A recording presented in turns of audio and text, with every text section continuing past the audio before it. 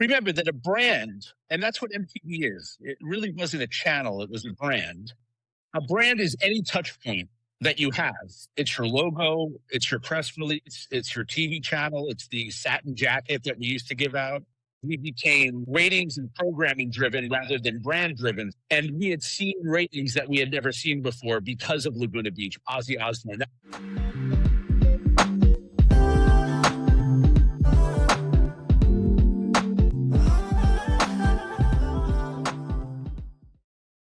Hey everyone, it's Andrew Schiffman. Harry Turcott here. We both worked at MTV in the music and talent department in the late 90s, early 2000s. Yeah, it was a time where music videos, TRL, the Jersey Shore, and the Osbournes ruled the airwaves. Yes, Andrew, those are some great years. So tune in every week as we catch up with old MTV co-workers, record label execs, VJs, and artists. I can't wait, Perry. We'll give you insights into meeting superstars before they were superstars and some juicy secrets from that golden age of MTV. So grab your headphones and get ready to relive the era of music television and the people who shaped a generation.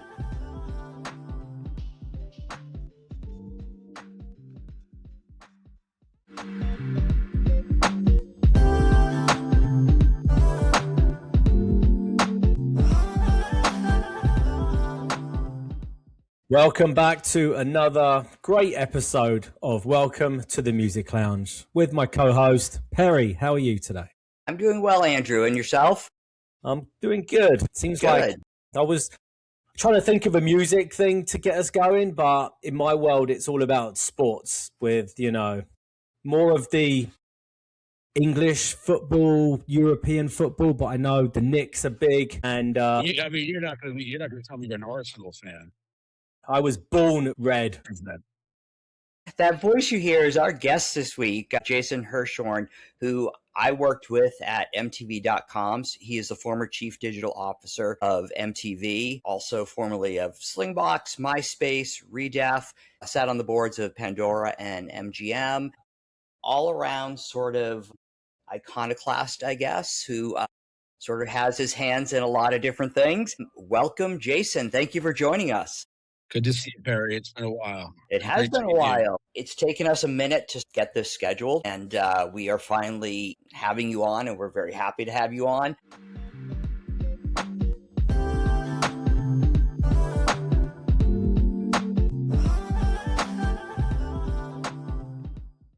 Jason, I first met you in '99 when MTV Online was moved from the New Ventures team, which was publishing and games and radio, to MTVI, which was the newly created digital spinoff of MTV and for all the digital platforms. We moved from the home base of 1515 to 770. Everything was sort of like brand new there. It was pretty amazing, actually. At the time, you were running SonicNet, and shortly after that, all of MTVI. How did you end up at MTV and then running all of MTV? So a little bit of a long story. I was thrown out of high school, and in my last year of high school, I learned computers and movie history and art, and that led me into the internet.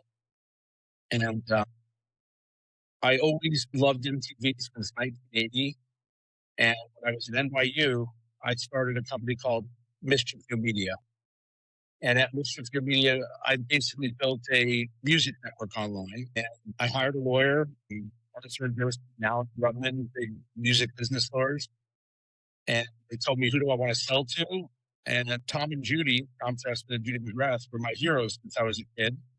So I believe on March 5th, 2000 was my first day at MTV Network, or MTV. I'll remember because, and I'm sure you were involved, NSYNC were playing TRL, and there was maybe 30,000 people in Times Square. And I was so excited. And I went to run SonicNet, which was at the time the biggest music set on the internet. And I'm into every kind of music, so we covered news and radio and everything, and classical music even. And my company, Mischief Media's product was the basis for the enhancements to that site, and then eventually for MTV.com and VH1.com. And it was a great time. before the internet, sort of had a crash, and MTV it was, sort of sized down. And then that began my journey back into the main company, MTV Networks.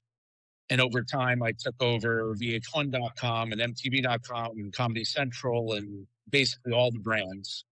And I ran digital globally for a bunch of years. That's great. I remember when before anyone had made the announcement that MTVI was going away and we were moving back to 1515, I remember coming in every day and,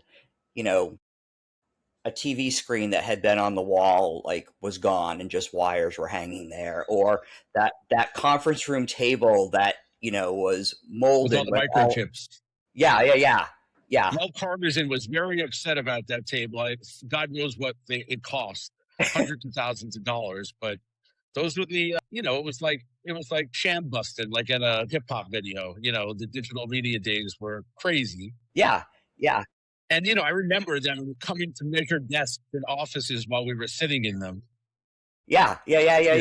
And I remember coming in one day and going into what we used as a green room, and all the sofas were gone. And we're like, wait, what's going on here? Yeah. It's sort of like the entire media business now. Yeah, absolutely. So we went back to MTV and you were kind of just running things there. And what actually happened was I was offered MTV or VH1. The company was set up with a lot of sisters and brothers who competed against each other. And MTV was something that had the biggest impact on my life when I was a child, politically, artistically, humor, style.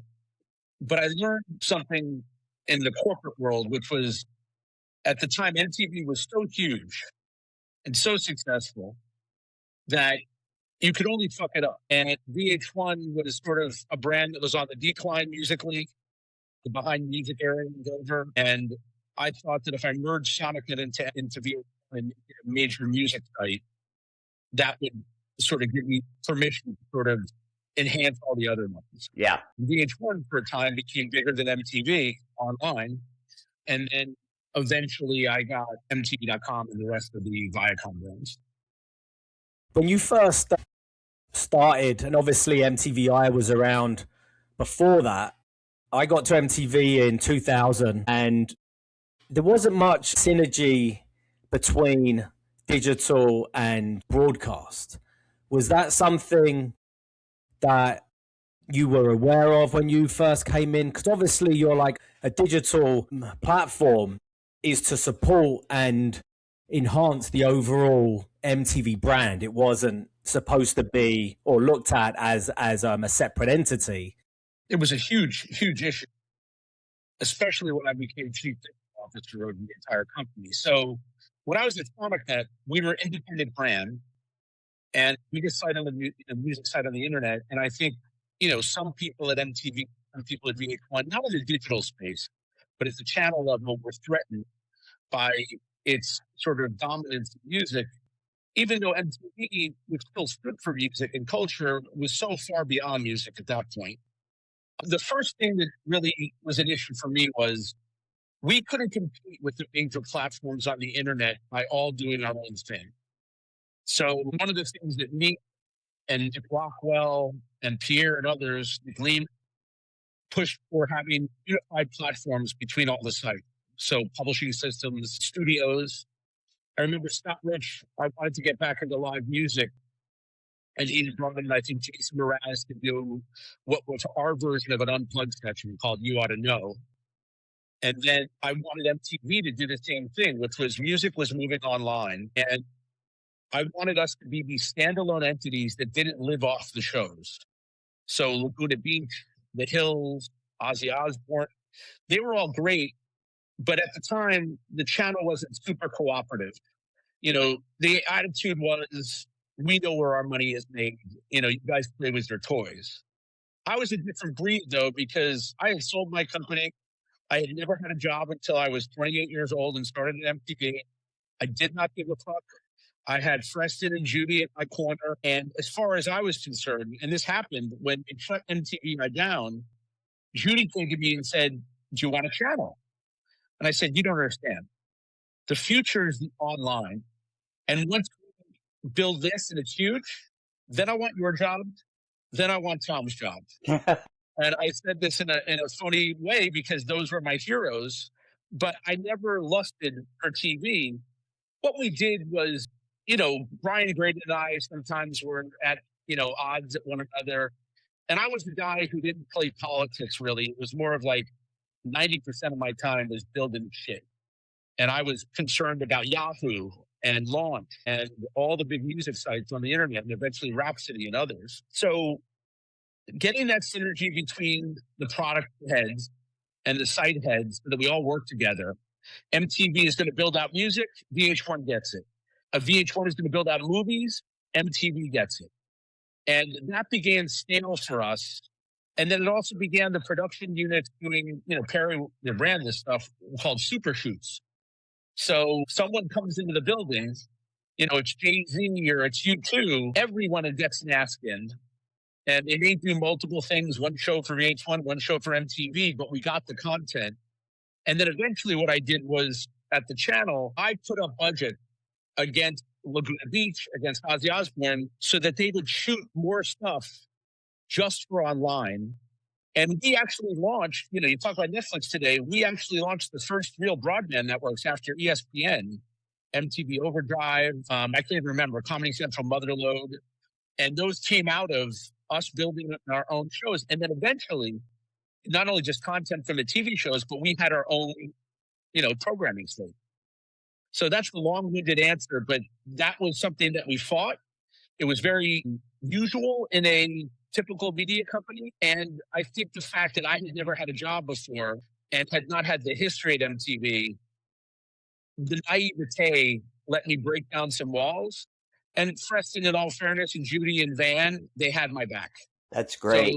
So, there were a lot of talks like, Jason comes to the principal's office, but Van specifically would smooth it over. And listen, I was young and I was, for lack of a better word, polarizing to some, but I was also right. Well, listen, it was tough to have a vision of the future, which you had, that other people couldn't see, and especially people who you had to work with in a way that was going to advance everything that was happening in the MTV ecosystem. And that's a tough thing that we got through because, and ultimately, I believe it's part of the downfall of the company. My whole strategy for the entire company, including all the brands, was we started off as brand magnifiers and trend magnifiers. We told kids what were cool. Cindy Crawford, our DJs, Kurt Loder, Matt Pinfield. We started reality TV on a mass basis. And my whole theory was, as I saw Facebook start and MySpace start, and MySpace had the biggest Laguna Beach site on the internet, bigger than us. Really? I didn't know that. It's why I ultimately took a bid for MySpace. But the whole point was we needed to be the platform where people tell each other what's cool and we stay back. And I think intrinsically, that was a hard thing for people who had grown up, who had built one of the greatest media businesses of all time. I mean, profits at MTV Networks were cocaine cartel level. Yeah. They were like 50% margins. We were always funding the losers and the rest of the company. And that was a hard sell. And I think that I was so sure of it being right. And I had never really had a job before. And if I could blame myself for a little bit about, having to not fight over assets with Brian and others, it was more of like, make it their idea and figure out how to get it done. And we brought back live programming and music programming in a big way to MTV. I remember, who was the director of Unplugged? Was it Alex Coletti? Yes. So Alex Coletti comes to me and he says, listen, this is great. We're bringing back Unplugged. I need $200,000 to shoot. And I said, you could have 15 grand in craft service and I'll give you 3 cameras. And this was in the early age of 24p and some Christmas lights behind it. And we made it look good. And that was before launch and before YouTube and before all these other people doing it. Yeah. So, I was booking a lot of those artists for those shoots, MTV.com Live, Unplugged, VH1.com Live. I And remember who else? Brendan was his name? Or yeah, Brandon yep, Schmidt. Yeah, yeah, yeah. sure. So I remember you coming to us and you're like, we got to get this guy. We got to get this guy. He's this new hip hop guy, and people knew him as a producer, not as an artist at this point. So we brought in Kanye and did the performance with him, and his And John Legend was playing keyboard. keyboardist with him was John Yep. Legend. So He came in with his backpack, and it's a funny story. I had been a big fan of Jay-Z. He was lived across the street from me, and Leor Cohen, Julie Greenwald, Kevin Lyles, all knew that I was a fan. And one day I got a call and said, "Hey, would you like to come and listen to the Black album?" And I went over to studio, like, the famous studio where he recorded the Black album, and I didn't think he was going to be there. And the door opens, and Pharrell's sitting there, Theta Sanford, what was her name? Theta from Def Jam. And I walk into the studio, and it's Kanye, Just Blaze, and Jay-Z. And I knew who Just Blaze was, but I did not know who Kanye was yet. yeah, And there's footage of him in the studio, not with me there. And Jay-Z played me the whole album. And then the next day at my apartment, there was a Fade to Black album signed by him. But Kanye was, the stories of Kanye are epic, and you could just feel it. And if you remember, he would walk through the halls of MTV, like playing tapes for, assistants. So great memory, Perry. yeah. It was one of those moments where I was like, at the time, I was like, okay, this is another performance. I mean, obviously, the way he blew up after that was just incredible. But we also have people like Kelly Clarkson, the All American Rejects, Adele, Amy Winehouse, Green Kelly Day. Clarkson's version of Since You've Been Gone that you guys filmed, I think is her best performance she's ever given. Really? It is outrageous. And, Yeah. and if I was a snob at the time listening to the Smiths or Interpol or whatever, you could not deny straight up talent. Yeah. And, one of the things we should talk about also is the archives of MTV have the history of popular music. Yeah. And those things are gems, and I don't even know where to find them anymore. Yeah, exactly. I've looked, for them, and I can't. I mean, we used to have artist pages that when we first started, we were hand coding these things. But it all lived on those pages, and those pages were a repository of everything in pop music at the time, because anything an artist did at MTV would end up on their artist page, and the content on there was amazing. I was very upset about a year and a half, 2 years ago, when Viacom was going through trouble. I forget the guy's name that was running MTV, and they shut down MTV News and they shut down the archives. And I emailed him immediately and I said, I understand, this is a business thing, but that is a cultural imperative. It's part of the American history.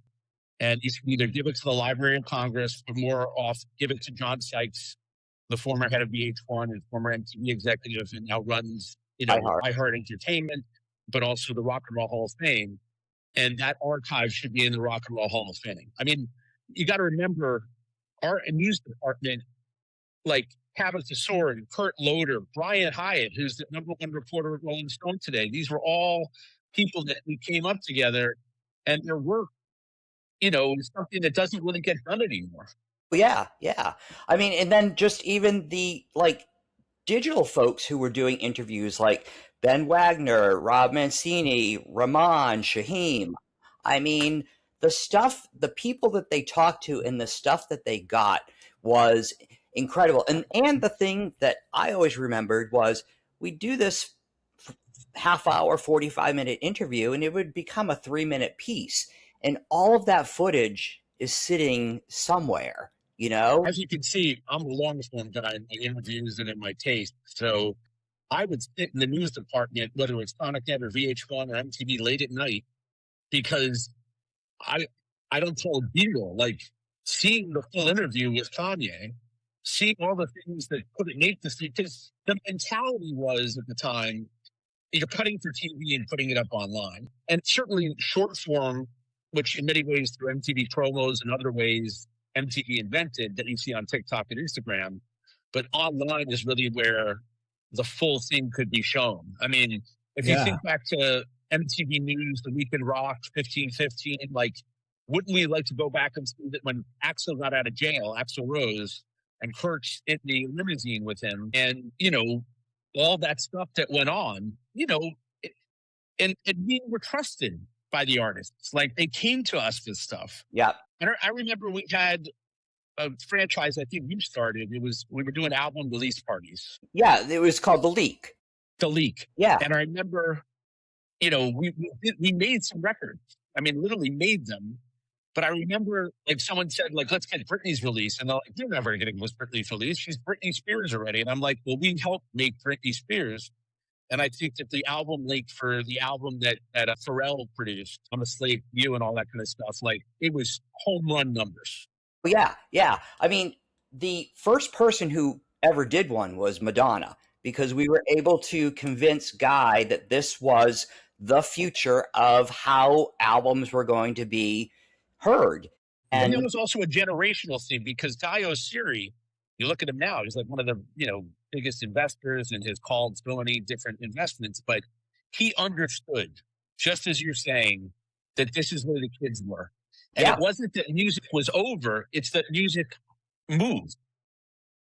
Yeah, yeah. And I mean, this is going back a ways, but I remember, I think it was either Eminem or maybe even Ashley Simpson, but we had like 2.1 million streams of the songs, and we thought we had blown the roof off of the internet with that number. Yeah. Like, it was crazy. Remember, in those days, not everyone had a media player, not everyone had, I used to have to go up to Mel Karmazin's office, the CEO of Viacom, to make sure he had the newest Flash.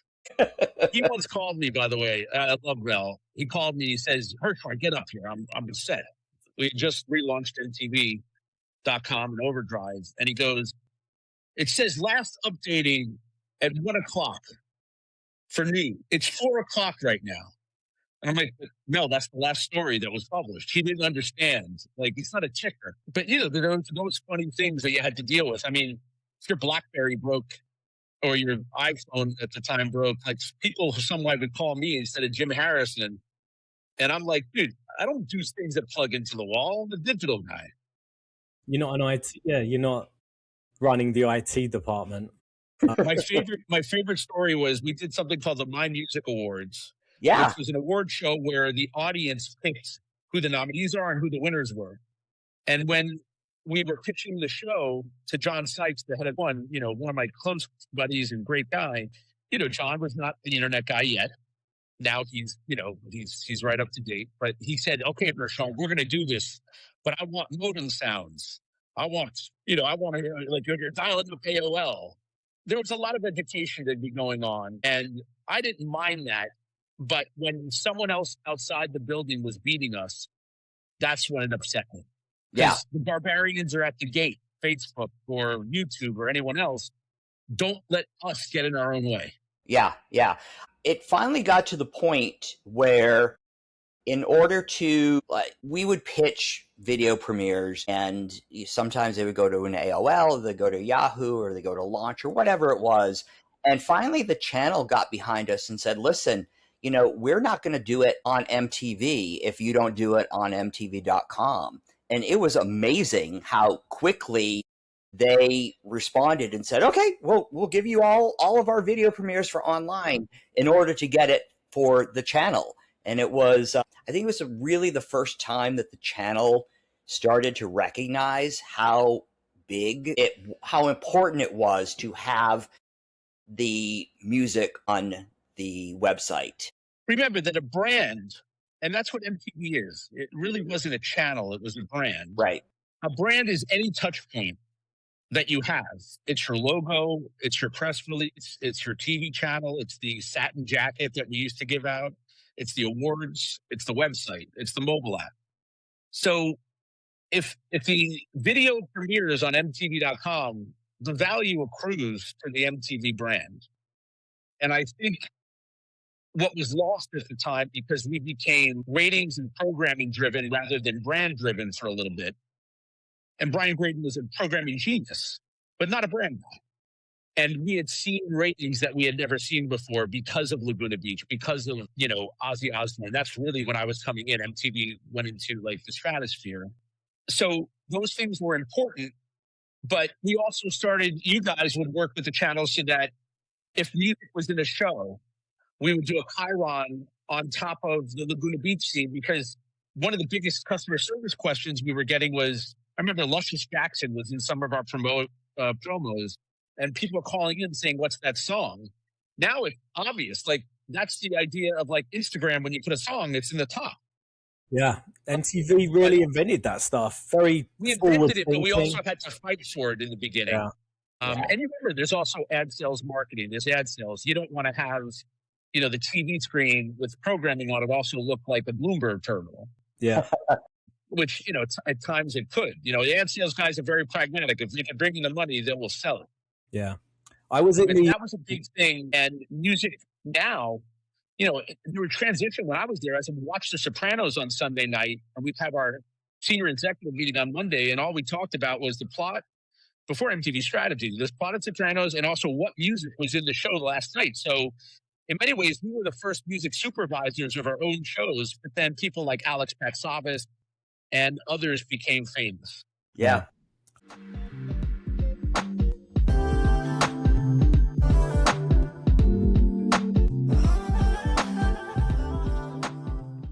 I worked for Paul de Benedetto's for a few years and was involved in the programming offsites. MTV.com had their own series, like you mentioned, The Leak, and there was MTV.com Live. What was the kind of programming slate process that MTV.com owned in terms of, greenlighting and testing its own programming? I don't remember exactly. I don't, listen, Freshen always says this. Hire people with no experience. Yeah. Naivete for me is one of the biggest, sort of boosts in my career. If you don't know better, you just do shit. Yeah. And, the digital guys and executives like me would always hear we did that and it didn't work or it wouldn't work. Like, we made things cheap enough, and we piggybacked on to when an artist was in the studio. So, what are you listening to? What are you wearing? What are you eating? And we had a fashion show, and we had all sorts of different things. I really wanted to bring, because the reason I sold my company MTV is because it introduced me to music on a global basis. My purview on music was my mom's Jackson 5 records and Frank Sinatra and the Four Tops from my dad. When I went to grade school, my bus driver's son was Big Bang Hank from the Sugar Hill Gang. Well, and he came on to my bus and he gave me a signed copy of Rapper's Delight on Sugar Hill Records. And I understood in that record that those bass lines and other things had come from Chic and other people. And hip hop was everything to me growing up. Not only was it, as Chuck D used to say, CNN for black people, but it also showed white people another world. But if you were a white Jewish kid in New York City, you loved hip hop. You loved KRS-One. You loved Nas. You loved Big Daddy Kane, Boogie Down Productions. And, I wanted to have that music pedigree for MTV that it was losing. Everyone's like, you guys don't play music videos anymore. The reason we didn't play music videos anymore, which is the secret, is no one really watched them except for late night. Yeah, yeah. We broke Guns N' Roses' first record because we put it on at 12 a.m. in the morning. But everyone was listening to music online. Every video was available. There were the illegal services like Napster and LimeWire. And for me to take all the things that I saw when I was a kid, and there would be Rock in Rio, or they'd be Unplugged, or these moments when Kurt would do Unplugged, or Neil Young, or the Uptown Unplugged, where where all the Uptown artists came on, or LL Cool J Unplugged. That's part of my upbringing, and I wanted to continue that with all our music brands in any way. And MTV led the way, but VH1 did too. Scott Rich was sort of Perry's counterpart and was really responsible for a lot of our production and bringing back shows. And I'm so proud of that. And in many ways, it was selfish, which is I got my own TV network. No one's fucking paying attention. Let's go get Kanye. This guy is really cool, Perry, We created also a couple of short form series that Paul D, was selling to sponsors in a very early age of being able to do that. We had First Ladies. We had a show called ADD Bio. Yep. Laguna That Beach After Show. Jack LaFelt did. The Yep. after show that, who was it? Not, I forget. If you think of like Andy Cohen's like post shows now, Yeah. we were doing similar stuff, not in the studio, but like getting deeper into the characters, some that didn't have screen time and some that had screen time. You know, you see this Laguna Beach reunion now, and they're doing all these talk shows. That was the after show. Yeah, absolutely. But we had like these amazing, like for First Ladies, I had Gwen Stefani, Jennifer Lopez. I think we had Brittany, Jennifer Hudson. I remember we had. It was like, again, it was the synergy of the company because we were able to get them because they had come in for something else to do at the channel. Yep. And I think like any company, relationships were very important. So if you think of Amy in Music and Talent and Tom Calderone and Rick Krim and Bruce Gilmer at VH1, like they got behind us and they didn't have to. Right. But they understood it was good for the brand and understood that it was good for their relationship. And when J-Lo comes in or when, all the Gwen Stefani comes in, that's at a point where MTV is paying less attention to music other than the award shows. And that's really what they do. They don't have a tequila brand yet. They don't have a separate television show. Well, my pitch was always that you can do TRL and you're going to have whatever that audience number is see you for 10 minutes. Or you can do MTV.com and people can see it whenever they want. And you're going to reach a bigger audience by doing online than doing the channel. And that was never about like, don't do TRL. But No. If you're going to be in the building, why not take advantage of everything that we can offer to you so that you get more promotion? Yeah. TRL was the greatest thing. It was an event every day in New York City. You know, as executives, we never took the good seats at the award shows. If an artist came in, we didn't ask them to come up to our office. We went down to see them. I remember I was doing a music service called Urge with Microsoft at the time. Bill Gates was coming in and he wanted to go to TRL. Wow. And I remember Bill Gates eats 2 hamburgers for lunch. So Judy and I came down. We got 2 hamburgers from the lodge. And we went and sat in the TRL studio with Bill Gates. And there are so many stories like that. And it was also exciting, for someone, I don't care about the celebrity of it. I met everyone when I had my job at MTV. Steve Jobs, Bono, Bill Gates, you name it, I met it. And a lot of that happened in that studio. And they also cared about the executives because in a day where you had to build a career over time, REM, U2, Coldplay, they remember. I remember when Judy McGrath left MTV Networks. I had already left. And John Sykes and I called up U2 and said, Judy's, a little down. And we'd like to come and see you play in Mexico City. And we flew down to Mexico City, spent 3 days with the band. They took us out to dinner every night. And from the stage, gave Judy the biggest shout out and CS before. And it was just a different time. And the reason I bring all this up is that relationships mattered.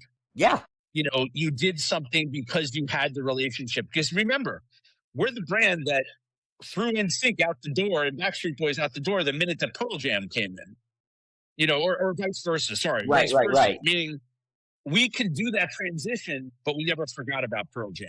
We never forgot about, Alice in Chains or whoever it was. It was really, for someone that dreamed of working there and dreamed of selling his company there, I got the last 6 years of the greatness of that company. And it was the center of culture. Yeah.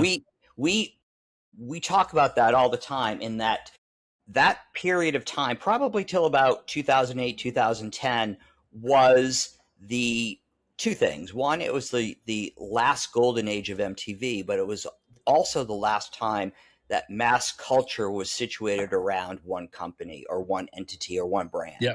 Because the whole idea behind MTV Networks was you started MTV, but maybe you started at Nickelodeon. Yeah. Then you went to Nick at Night. Then you went to MTV. Then when you graduated, got a little older, you went to VH1. And then before you die, you go to TV Land or CBS. Once we merged, that was the idea of the company, that so that we could have a lifetime with the audience. And frankly, when our digital channels, when we see 1,000 channels on television these days, those things didn't exist. And I remember we had gotten, I think Nicole Browning had gotten a call who ran cable affiliate relations. We're opening up the digital tier. We need 7 channels right away, or you guys will lose the space. And out of that came MTV2 and VH1 Soul.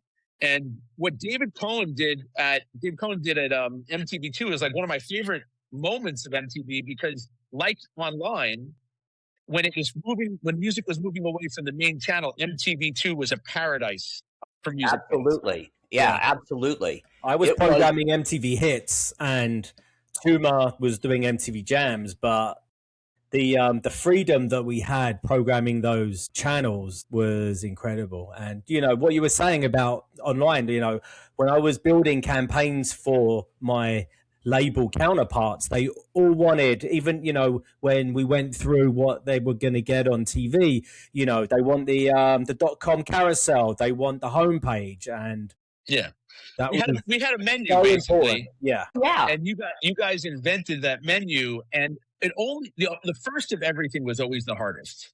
So if you could get someone to do the leak, and then we worked with Jeannie Keenitz and comms, and we worked with Amy in music, and let everyone know that we had a success, and everybody that said no wants in. You bring up Tuma. So one of the things I'm the most proud of our era at MTV, and when I ran MTV and digital, was the amount of talent in the employees and what they went on to do. Courtney Holt, who I hired, went on to run MySpace Music, very successful executive, Maker Studios. Tuma may be the most influential guy that we had in music, which is he started Rap Caviar on Spotify. And he made placement and programming a big deal. Like, I don't take credit for that, but I love the fact that we knew how to pick people, and we gave them the purview in certain respects to run with it. And there are so many more. They're everywhere. I mean, you could look at remember the Information did an article on this and showed like the tentacles of MTV executives and the success that they went on to. Yeah. Mm-hmm. I mean, it's even just within the music department itself. I mean, we've talked about this, and this is how great Tom was as a manager and a boss. He would bring people in who knew things that he didn't know and allow them to actually create things that they thought an audience would want to see. And, I don't say everything was a hit, but a lot of times things were. Or bringing in an artist that maybe nobody knew of and saying, this is going to be the next big thing. And then all of a sudden they're the next big thing. Yeah. I had left MTV to run Slingbox and then went to MySpace to become president. And MySpace at the time was the biggest music site on the internet. And there was a show called Live at Abbey Road. And it was a band would come in, the Killers, Famous Studio, Florence and the Machine. I saw a 3-song performance from Florence and the Machine. They were no one yet. And I called Courtney Holt, who's this band. He had gotten them to do a promo for MySpace where they were singing On Vogue songs. And I wasn't at MTV anymore.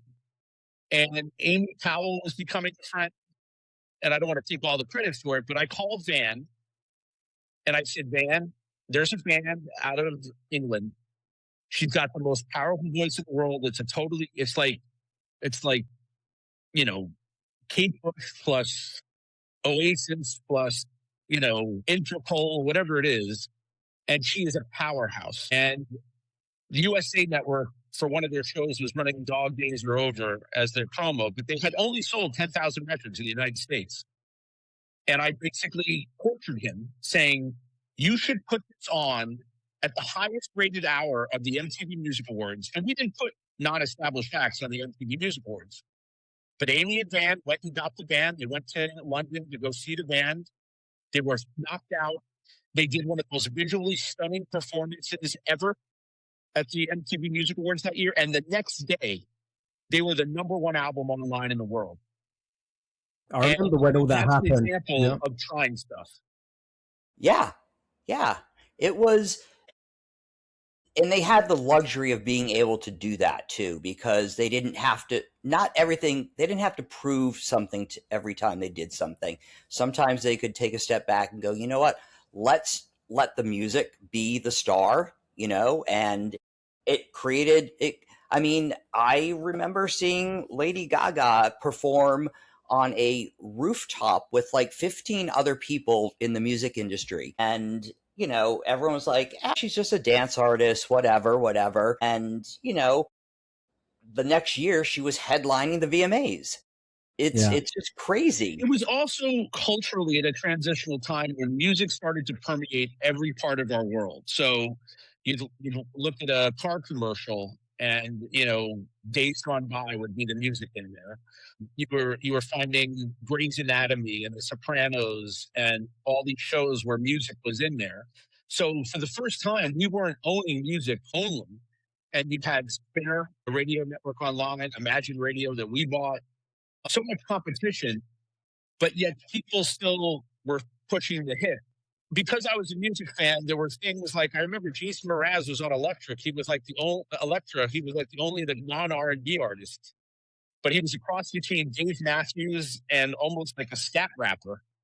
And we did an unplugged thing with him, and he blew up from there. I liked that we could take our own personal taste sometimes and push it in. And I also give Freston some credit in that his ethos, because he had traveled the world so much, and you guys should read his book. It's a phenomenal book. Not really a business book, but about how culture is global. He would say, the audience is beyond your own shores. So this is a guy that would call me on Saturday night, and he's going, let's go to NYU. We're going to go see Orchestra Baobab, an African jazz band. And Freston would have his ticket that he got offline, and we'd walk in. Or, even recently, we'll go see, I forget the guitarist's name, it's Farah Touré or Farah Touré. He loves these obscure things. And I think people like him, Nusrat Durrani, a lot of the people that were from Latin America or our European things, we became more global. And the thing that I liked about the Florence and the Machine thing was Amy Whitten got that before they had landed in America. And that, to me, is, and by the way, at a time we're trying to prove ourselves, even as big as we were, to say that we help make something right was the key. So finding a new artist and doing 20 million streams on the leak was more important to me than putting Britney Spears on, even though we had to put Britney Spears on.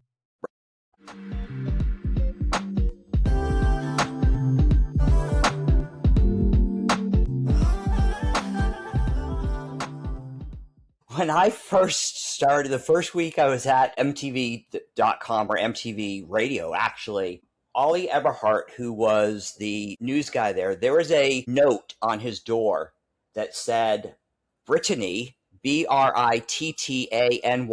Spears, will never be on the homepage of MTV.com. I'm going to tell you something. I was a snob. I came up in New York City, and my guiding light in the 80s were hip-hop and new wave. So before I listened to the Rolling Stones or the Who or anyone else or classical, it were those things. And then I used to sit late at night at SonicNet with the news writers just so I could hear what was going on. And it was Gil Kaufman and Brian Hyatt and, my favorite person in the world, Matty Karras. And Matty said to me about Britney, he said, to a Britney Spears fan, she is as important as Morrissey is to a Smiths fan. Yeah. And that to me was the ethos of SonicNet, that then when I was running all of it, we would play things at MTV.com and VH1.com that the channel did not. Yeah. We had infinite space. And I always said to people at the labels, they'd pitch me on something or that wouldn't necessarily get on the channel. And, it might not be what I want to listen to, but somebody wants to listen to it. And so I always said yes to things because it was like, we've got, like you just said, we've got the real estate, we've got the space. You can find whatever you're looking for on MTV.com, hopefully. I remember when we launched. No, I was just saying, I remember when we launched predictive search on MTV.com, that was massive. I will tell you, my favorite thing every week was because of you and Brendan and Scott Lapatine, who went on to run Stereo Gum, all these great guys.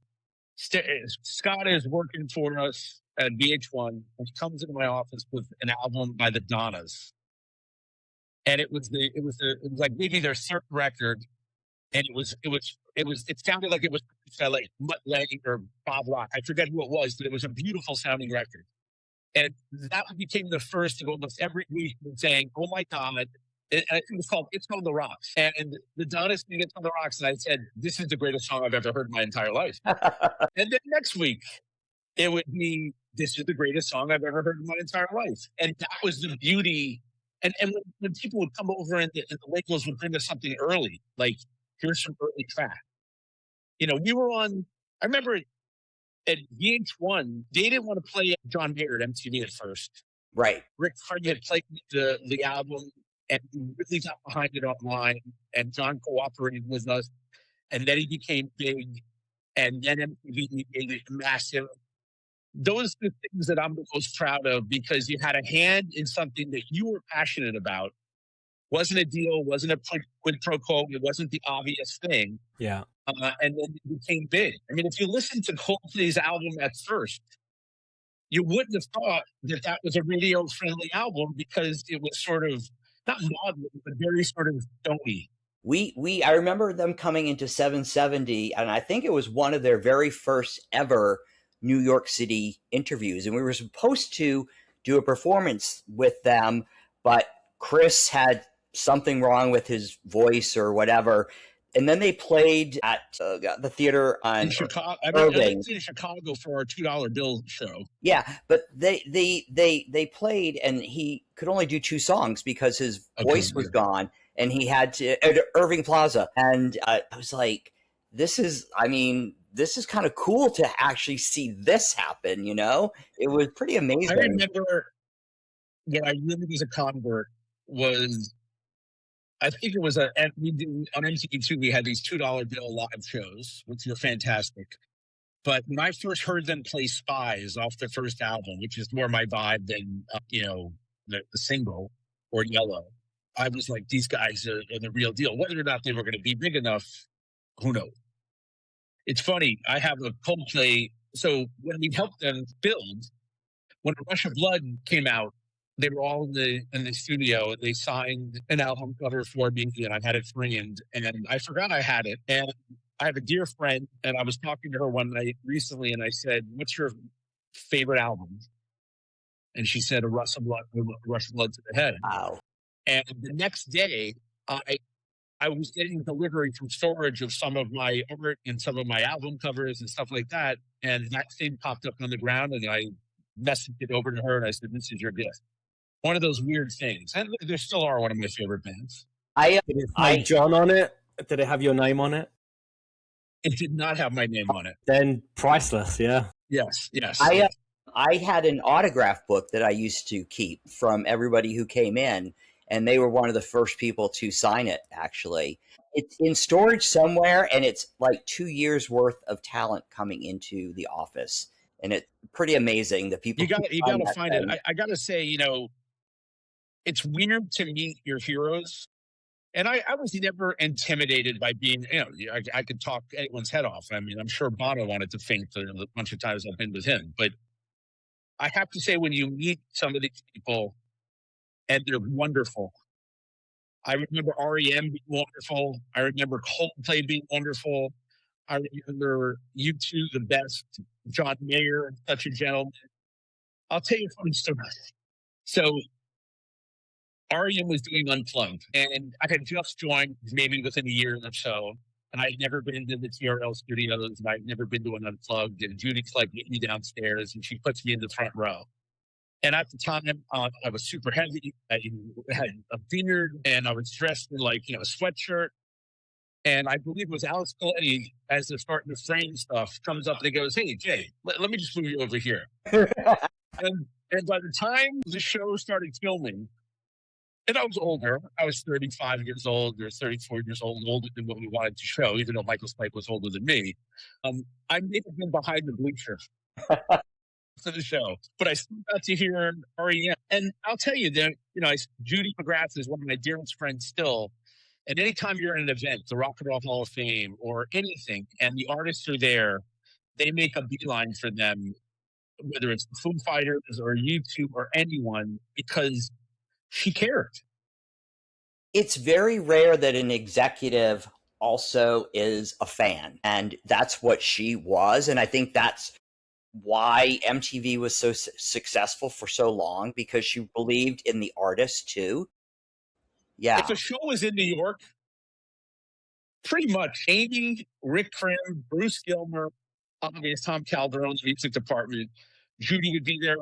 Sykes would be there if it's a more Mellencamp type of thing. Paul McCartney, Preston would be in the audience. Judy would be at Green Day when the people were mosh. That is something you can't. It's not slick.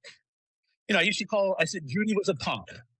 Judy was a Ramones fan. She comes from that left of center thinking, and she still listens to everything to this day.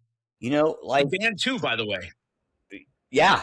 Well, Preston said it best when we talked to him. He said, like you just said, bring in people who are just going to innovate, people who are going to don't know how to do what you're going to do, but they're going to figure it out, and they're going to be creative, and they're going to come up with ideas that you would never think about doing.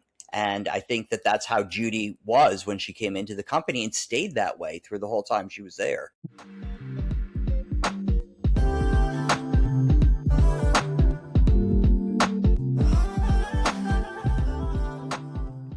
When you hire people to do something that's never been done before, which was MTV at the time, with no money and very little experience, she was a copywriter before.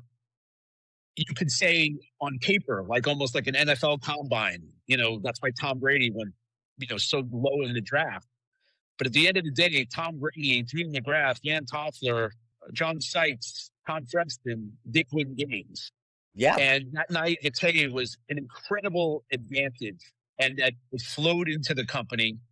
There was no edging people out. You could talk to anybody. You talk to Tom in the elevator. And, it was just this culture that, you walk around the building at 11 o'clock and wanted to stay because people were there. Yeah. And it wasn't like they were a banker working on a bid. It's because they cared. Some of them were stoned, but, they loved what they did. And that was infectious to me, even as I was a little digital brat. And it was really my high school, because I had never had a job before at 28. And, I still to this day, we have an instant message group. Me, Tom, Judy, Carol Robinson, Van Toffler, Bill Flanagan, Courtney Holt, Matty Karras, Doug Herzog. Every day we text. We still see Eddie Schoen. We still see Greg Drebin. We still see Tina Zaros. It's such a unique thing where those people are a big part of my life. Judy and Doug were at Colbert's closing. Wow. The crazy story about Colbert, Philippe Dowman was the head of the company and the guy that sort of, put the nail in it. And Stewart and Colbert are up for renewal. And they come to Judy and say, why do we need both? And Judy says, what do you mean? And he goes, well, why do we need both? It's a lot of money. She's like, it's both sides of the aisle, genius. And remember that Jon Stewart and, Zeus, he got his start on MTV. Yeah. Yeah. Colbert, Matt and Trey. Brian Graydon saw the Christmas video, the whole folklore around that. I mean, I don't want to sound like, oh my God, the great days of, high school football. But it was such a glorious time, but also relationships that lasted as family. Yeah. Yeah. Again, it gets back to, it was sort of when we talk about this, it was a special time where everybody felt that they were working together for one common goal, and that was to create great content for this brand that everyone loved working for. I'll also tell you about a couple of other executives when I didn't mention before. George Cheeks, our lawyer. runs CBS right now. Yep. Beth Matthews, the lawyer that was our digital lawyer in all our big deals. She runs ASCAP. Nick Lehman is the top executive at ASCAP. And by the way, one of my lifelong best friends who I talk to 5 times a day, Nick Lehman, who was my COO at MTV. It's just unique. Yeah. So kind of jumping ahead a little bit. So, you were at MTV, you were at MySpace. Is there a streaming platform like a Spotify or a Netflix or a social media company like TikTok or digital platform like YouTube that you think would be a fun challenge for you? And what are some of the ideas that you would bring to the company? I mean, a lot of it's in retrospect, though I thought of it at the time. I remember Daniel Ek shared Spotify for me when it was just in a few countries in Europe. And I had really built a version of it in Urge and was very proud of Urge in terms of what's really become the keepsake of music right now, which is music curation. But I think Hulu, as big as it is, has still not seen its heights, and it's been fumbled for a long time. They have good shows. They don't get the credit that, Netflix gets. Netflix, as a student of media strategy, was one of the most genius things I've ever seen in a very simplistic way, in a very deliberate way. For good or for bad, they changed the economics of television. They created a cable system, but they own all the programming. Instagram is a big part of how I share with my friends. TikTok, I don't go on. I think the whole tracking stuff scared me a little bit, but the new creation platform is like Grok, where you can make things, out of AI. I made a video the other day of Diddy pouring baby oil on Van on his head at the MTV News Awards. I mean, that's not for prime time, but what's going to happen is a creation revolution. The economics are constantly changing. If I had my pick, I would have picked Spotify. It's a board seat I would love to be on. It's just such an integral part of my life. I have a very big view on product and things that they could do. I know that some of the pieces that I wrote on video were in that ballroom were influential in them thinking about video. But Daniel Ek did the impossible with his team, which was get the labels to agree, become the platform for music. I would like to have seen them more in video. And then even little things like, credit and being able to sort by saxophone player and who was sampled on this record, so that, that was a big thing. Like, if you look back at Pete Rock and CL Smooth, it was like this great intro on Will They Reminisce Over You? And it was some sort of funk band, jazz band. And for years, you would never know who it was unless you were, some crazy guy reading Goldeneye magazine or something. And now those things through who sampled and other things are available to you. And I just love music so much. For a while, TV shows took it away from me, but music, as Irving Azoff is a buddy of mine, and one year he had me at the Polestar conference to interview Jimmy Jam of, Jimmy Jam and Terry Lewis, John Bon Jovi, Scooter Braun, and Shannon Osbourne. At the end of the panel, I asked Jimmy Jam, do you think that music can change someone, can change the world? And he said, I'm going to paraphrase now, he said, music is the only divine art. If I played you a song, it will take you back to the moment that you heard that song, the breakup, the death, the graduation. It's the only art form that could bring out that sort of time travel emotion. And, what MTV and radio and then Sonic and Spinner and everything on demand, and even when I was on the board of Pandora, what it brought me was, can you imagine like your head, my head, your head, we're sitting around and we have this random 5,000 song playlist, and we can't even remember whether we know the words, but the minute that song comes on, I'm at the Stamp Fender lately, Hypersonic Missiles, Rain on Me with Olivia Dean, who is a queen to me, People Watching, the best Springsteen song I've heard in a long time. And I mean that in a compliment. The repetition of it, the way we can access music now immediately. I know the lyrics. Whereas Noel Gallagher, he's the funniest guy in the world. If you ever want to watch videos online, the lead of Oasis, he was saying, like, in his day and our day, we would have to wait by the radio and listen to WLIR Yeah. to wait for that song, to wait for the Smith song, or to wait for Strangelove by Depeche Mode. The anticipation isn't there anymore, so people go through it quickly. But if you love something, you just, people watching for 6 weeks was the greatest song ever made for 6 weeks. Listen, you talk about Oasis, you're probably talking to one of the biggest Oasis fans that there Love 'em. is. So that's Andrew. I'm going to give the audience a piece of advice. The Gallagher brothers are the greatest comedy team ever. Put away all the fighting stuff. And whether you can understand a word that Liam says. Noel Gallagher is a comedic genius. Watch his comments on celebrities. Watch his funniest clips on YouTube. I could literally watch it for an hour. His story about doing a runner with Bono, and Noel Gallagher did drugs and drinking, and Bono put him to shame when it came to the drinking. Or his story about the Maroon 5 guitarist. They're just genius. I'm not going to spoil them for you. Spend an hour on YouTube. Have you heard them yet, Andrew? I don't. I need to check him out. But, The best. That like British humor, he's just He is a confident. wit. He's just That's on a listen. He's a pain in the ass, and it's on purpose. But his wit is as fast as anyone's wit. Yeah.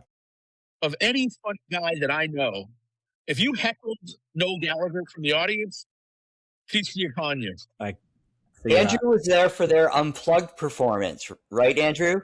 No, is that when Liam walked out? I thought you said you were there for that. where he walked out. Know about it, but yeah, that's. I wish I was there. Out, and Noel, who doesn't have a bad voice, but it's no Liam voice, did a great version of "Round Our Way," I think, or one of those songs. Well, I think that really brought Noel into being a frontman, because he didn't have a choice, and I think that was the moment where he's like, "Oh shit, I could lead this band and do take some songs." And Liam was so messed up. That was when he started performing songs on his own. Yeah, and I'll say this about Noel: I'm a huge fan of the solo work. It's very different from Oasis, and it's very ethereal and soundtracky. He literally should score a movie. Yeah. Like if you listen to Fort Knox, if you listen to Council Skies, which has a little Burt Bacharach in it, his music influence is very wide. I know it doesn't get the attention that Oasis got, but it's fantastic. And the guy that did the music and soundtracks for the Oceans movies, Oceans 11, 13, Oceans, I forget the first one, but David Holmes, who's a fantastic musician and producer, he did some work with Noel, and that is fantastic. He could score a Guy Ritchie movie in a second. He should score a second season of The Gentleman on Netflix. Yeah, there you go. One of my favorite soundtracks, The Lock, Stock, and Two Smoking Barrels. The best. And fucking In the Bushes is in there, and it's by the way, the opening of every Oasis show. I know, exactly. And that voiceover is from, I don't know if it was the Isle of Wight or where he basically was having trouble. And he said, all you pigs to go fuck yourself. Like he was getting angry at the audience. Yeah. Incredible. Well, I got a lot of time on my hands, obviously.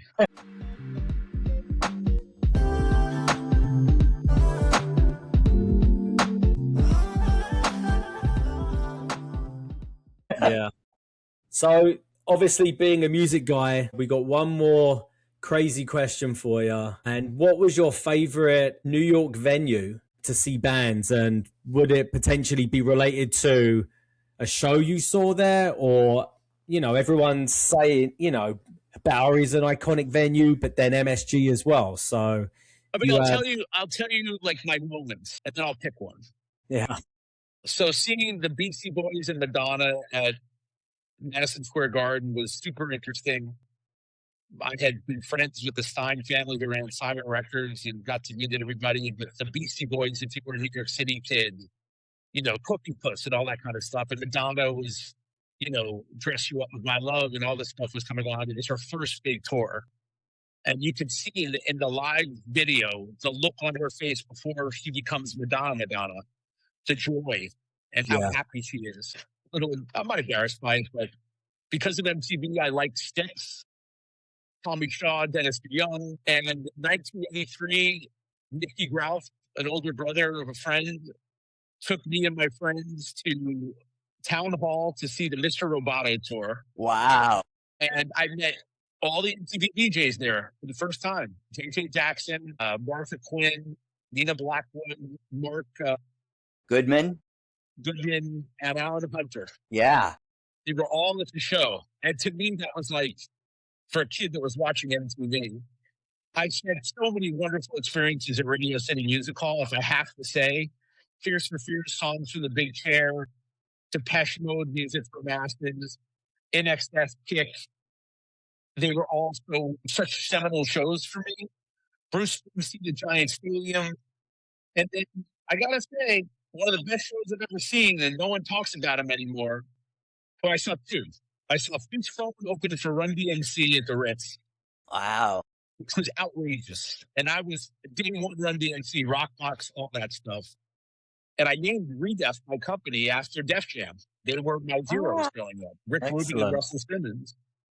And the other show, which blew me away because I didn't see James Brown in his prime, was Terrence Trent D'Arby is introducing the Hardline Tour, probably one of the greatest performers ever, one of the greatest singers ever, one of the greatest dancers ever.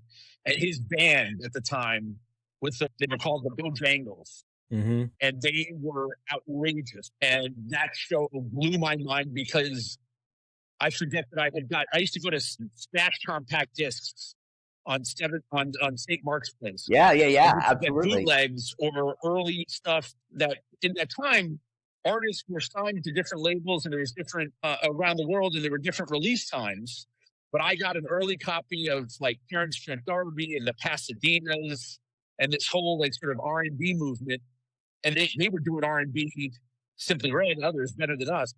And when I heard Terrence Trent D'Arby, If You Let Me Stay and Wishing Well, it blew my mind. Yeah. And MTV made him a huge star. Yep. They were big in London.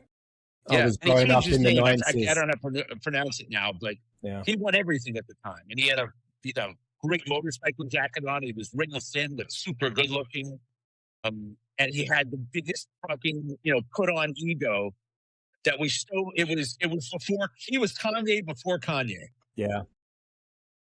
That's awesome. Yeah. So of all of those, what's the one? I got to see Radio City Music Hall just because I remember OMD, Orchestral Maneuvers in the Dark, and I loved some of their records, and they were so influential to so many bands. A lot of kids don't know them, but seeing them perform their opening song, Southern, which had a backing track of Martin Luther King. And when you see an audience for the first time just vibe, and you could feel it because you were there, it wasn't like the Ritz where it's standing remotely. I certainly wish I was at the Guns N' Roses show in 1987 at the Ritz, but I wasn't. Yeah. A lot of people say they were, but they were not. It wasn't. I was a preppy kid. I don't know that I'd be walking into Guns N' Roses at the time. But those were, great moments. And I'm sure there were others, but, Radio City was important to me. There was also a lineage there. My mom taking me to big movies and shows when I was a kid, and the sound was great. And listen, some of the best shows I've ever seen is in the Belly Up in Aspen because they have like the best sound system in the country. I'll tell you one show I saw. Chris Cornell solo on a 12-string guitar. Wow. 500 people.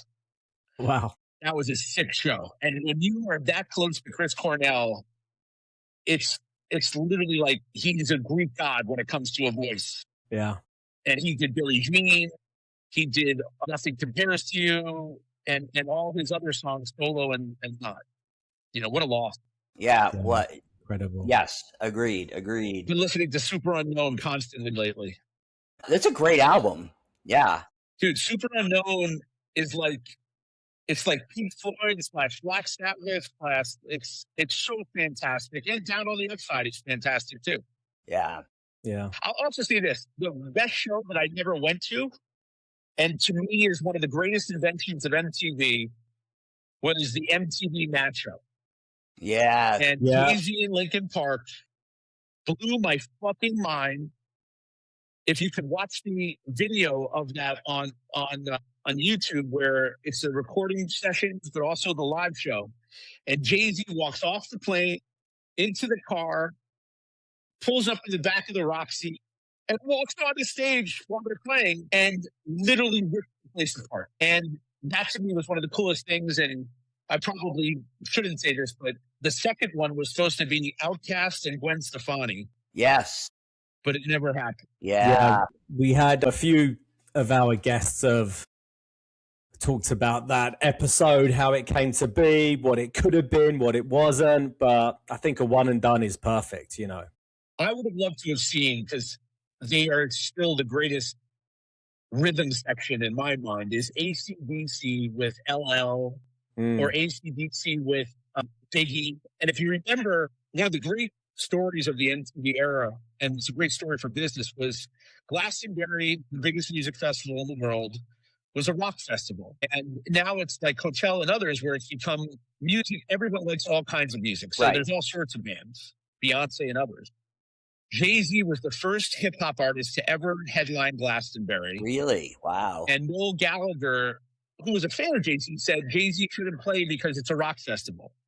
And Jay-Z, everyone was saying you should cancel, you should cancel. It was, you look at the British tabloids, it was crazy. And I used to tell this story as a motivational business story when I was at Slingbox, because there's so many people wanted to do it. So many people wanted to put us out of business. And Jay-Z decided to go on to the show. He was not a star in Europe yet. It was a star-making moment. He played a video where he did like an MTV promo type of video where everyone was talking shit about Jay-Z. And then he comes on stage with a guitar and plays Wonderwall. Oh. And then he turns to his DJ, an old friend of mine named DJ Neil Armstrong, and he goes, "I got one thing to say." And Neil hits the record and goes, "If you're having girl problems, you feel bad for your son, but 99 problems and a bitch ain't one." And then the backing, his band played Back in Black to him doing 99 Problems, because the guitar line is either sampled or very similar. Yeah. So he not only shat on the rock thing, played Wonderwall, and then the crowd, after Wonderwall, the crowd, everyone's flags are going, Jay-Z, Jay-Z, Jay-Z. He's not a star yet. Was after that, so. And they knocked them the fuck out of the park. I saw a star made overnight globally. And the lesson that I learned from that was, and I'll paraphrase a movie in Clear and Present Danger, where they find out that this money launderer has been murdered on a yacht. And the money launderer is very friendly with the president. And all the guys tell the president, "Oh, deny you know him. You knew him in college." And Harrison Ford as Jack Ryan says, "Don't deny it. Tell them that you were lifelong friends. Give them nowhere to go." And what I loved about Jay-Z in that moment was he faced the lion and stuck his fucking head in the lion and slayed all of Europe and changed Glastonbury forever. Yeah. Wow. That's I got goosebumps with that, and that's almost a mic drop, and maybe a good way to end it, man. Yeah, that was amazing. Jason, guys, this was fantastic. I mean, we could probably go on and on and on, but I would. Yeah, thank you for taking the time. I know that this was a long time coming, and we really appreciate you taking the time. And sure. I mean, it was happy to come back. My bar mitzvah speech is 3 hours long. To anyone listening, please like, share, rate, and review so that we can continue doing the show. And we love having you, Jason. So thank you so much. Great to catch up with you guys. I'm glad you're well. Yeah. Great times.